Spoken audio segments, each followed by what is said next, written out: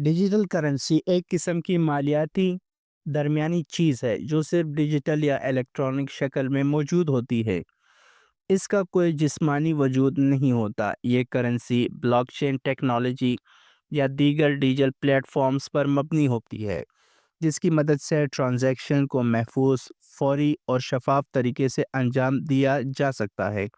Digital currency میں عام طور پر مرکزی کنٹرول نہیں ہوتا، جیسے کہ روایتی بینکنگ نظام کے تحت، بلکہ یہ سامانیاتی طور پر غیر مرکزی ہوتی ہے، جس کی وجہ سے اسے بین الاقوامی سطح پر بھی آسانی سے منتقل کیا جا سکتا ہے۔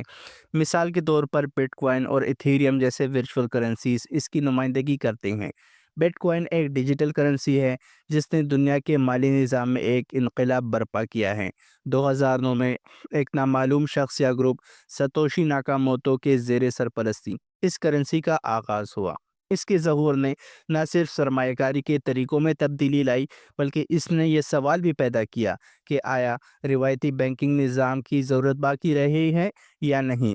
آج بٹ کوائن کو اکثر کرپٹو کرنسی کا بادشاہ کہا جاتا ہے، کیونکہ یہ سب سے پہلے اور سب سے زیادہ مقبول کرنسی ہے۔ اس کی غیر مرکزی نوعیت، بلاک چین ٹیکنالوجی کی بنیاد اور محدود رسد اسے منفرد بناتی ہے۔ بٹ کوائن کی تاریخ 2008 میں ایک وائٹ پیپر کے ساتھ شروع ہوتی ہے جسے ساتوشی ناکاموٹو نے جاری کیا۔ اس میں بٹ کوائن کا تصور پیش کیا گیا، یہ بتایا گیا کہ یہ کس طرح کام کرے گا اور یہ روایتی مالی نظام سے کیسے مختلف ہوگا۔ بٹ کوائن کا بنیادی مقصد آن لائن ٹرانزیکشن کے لیے ایک نئی شکل فراہم کرنا تھا، جس میں صارفین کے درمیان براہ راست پیسے کی منتقلی ممکن ہو، بغیر کسی بینک یا مالی ادارے کے مداخلت کے۔ بٹ کوائن کی ٹرانزیکشن بلاک چین کے ذریعے ہوتی ہیں، جو ایک ڈیجیٹل لیجر ہے۔ یہ ٹرانزیکشن کو بلاک میں محفوظ کیا جاتا ہے اور جب بلاک مکمل ہو جاتا ہے تو اسے پچھلے بلاک کے ساتھ جوڑا جاتا ہے۔ اس طرح ایک چین بنتی ہے۔ یہ بلاک چین سبھی کے لیے کھلا ہے اور کوئی بھی شخص اس میں شامل ٹرانزیکشن کی تصدیق کر سکتا ہے۔ اس طرح بٹ کوائن غیر مرکزی اور شفاف نظام فراہم کرتا ہے۔ بٹ کوائن کی مقبولیت میں اضافہ ہونے کی کئی وجوہات ہیں۔ سب سے پہلے یہ ان صارفین کے لیے ایک نئے طریقے کی نمائندگی کرتا ہے جو بینکوں سے ناخوش ہیں یا جو روایتی مالی نظام کے مستعلق مسائل کا سامنا کر رہے ہیں۔ دوسرا، بٹ کوائن ایک محدود رسد یعنی صرف 21 ملین بٹ کوائنز کا ہونا اس کی قدر میں اضافہ کرتا ہے۔ جب کمی مانگ بڑھتی ہے تو قیمت میں بھی اضافہ ہوتا ہے۔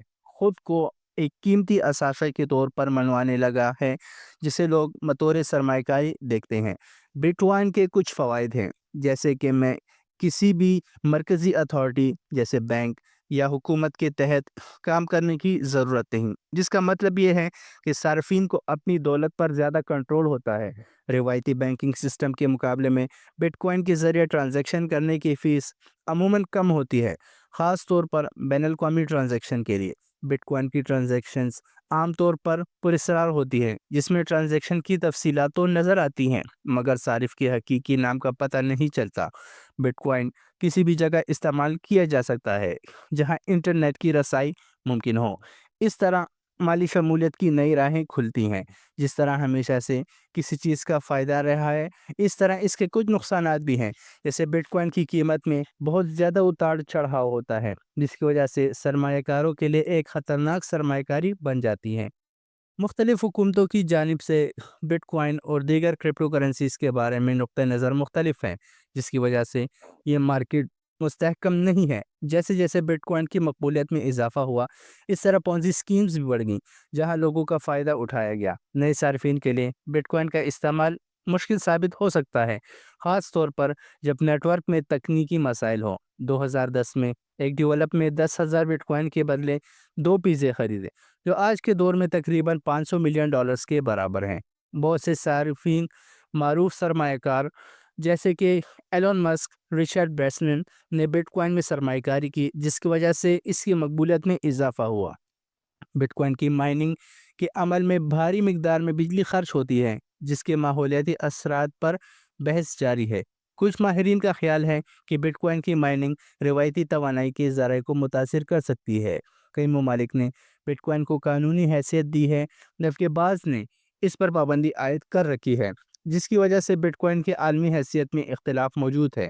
بٹ کوائن کا مستقبل تاحال مختلف چیلنجوں کا سامنا کر رہا ہے۔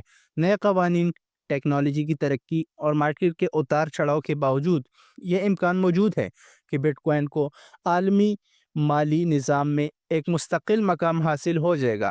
مزید برآں، جیسے جیسے لوگ اس ادارے بٹ کوائن کو اپنانے میں آگے بڑھ رہے ہیں، اس کی قیمت اور مقبولیت میں اضافہ ہونے کا امکان بڑھتا جا رہا ہے۔ خلاصہ یہ ہے کہ بٹ کوائن نے مالی دنیا میں بنیادی تبدیلیاں پیدا کی، اور یہ ممکنہ طور پر مستقبل میں بہت سی نئی تبدیلیوں کا باعث بن سکتا ہے۔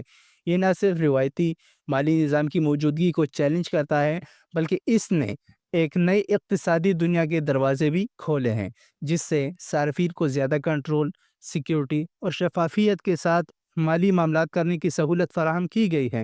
سرمایہ کاری کو سمجھداری سے کرنا چاہیے اور بٹ کوائن اور دیگر کرپٹو کرنسی کی معلومات میں اضافہ کرنے کی ضرورت ہے۔ اس کے ساتھ ساتھ نئی ٹیکنالوجیز اور مارکیٹ کے بڑھتے ہوئے امکانات کی جانب